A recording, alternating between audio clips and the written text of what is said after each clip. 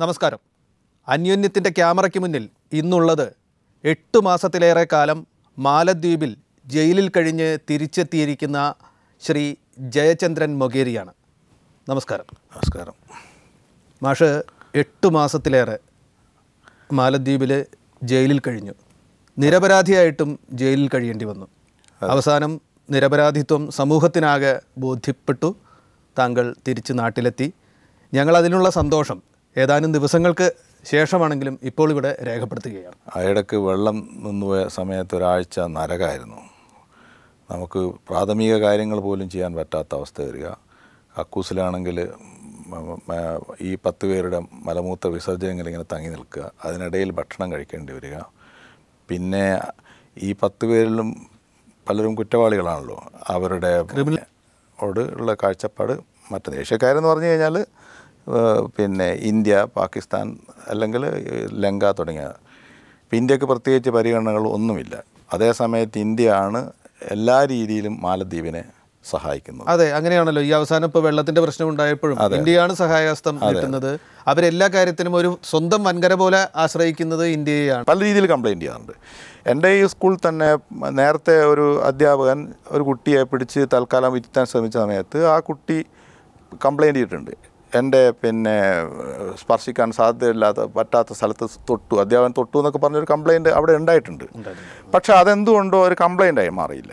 ഇത്തരത്തിലുള്ള ഒരു ലെവലിലേക്ക് പോലീസ് കേസിലേക്ക് എത്തി. അത് കാണുക അപ്പോൾ തന്നെ അതങ്ങ് അവിടെ നല്ലൊരു ഹെഡ് മാസ്റ്റർ ഉണ്ടാകുമ്പോൾ അതെനിക്ക് കൂടുതലായിട്ട് അറിയില്ല. അവിടുത്തെ നിയമവ്യവസ്ഥയുടെ കാർക്കശ്യം, മനുഷ്യത്വ രാഹിത്യം ഒക്കെ ഇരയാക്കി മാറ്റിയ കുറേ പേരെങ്കിലും അതിനുണ്ടാവില്ലേ? അതിലേതായാലും എനിക്കറിയുന്ന 2 പേര്, ഒന്ന് റുബീന എന്ന് പറയുന്ന ഒരു പെൺകുട്ടിയാണ്, വർക്കലയുള്ള. അവളിപ്പോൾ 4 വർഷമായി യാതൊരു രീതിയിലുള്ള ട്രയലും ഇല്ലാതെ, ഇപ്പോൾ ട്രയൽ തുടങ്ങിയെന്ന് തോന്നുന്നുണ്ട്. ഒന്ന് ആ പെൺകുട്ടി വർക്കലയുള്ള. അത് ഈ 21 പേരാണ് ഇന്ത്യക്കാർ അവിടെ ഉള്ളത്. അതിൽ ഒറ്റ പെൺകുട്ടിയാണ് ഈ റുബീന.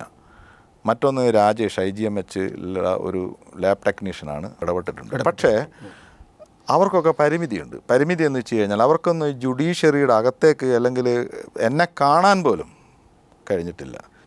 ഞങ്ങളുടെ നിയമം വളരെ സ്ട്രിക്റ്റാണ്. ഇടയ്ക്കിടയ്ക്ക് അവർ പറയുന്നതാണ്, വളരെ സ്ട്രിക്റ്റാണ് ഞങ്ങളുടെ നിയമം എന്ന് പറയും. എന്നാൽ ആ നിയമത്തിനകത്ത് എല്ലാ രീതിയിലുള്ള അഴിമതികളുണ്ട്. പണം കൊടുത്ത് സുന്ദരമായിട്ട് ഇറങ്ങുന്ന കക്ഷികളുണ്ട്. എത്രയോ സംഭവങ്ങളുണ്ടായിട്ടുണ്ട്. മീഡിയയുണ്ടോ?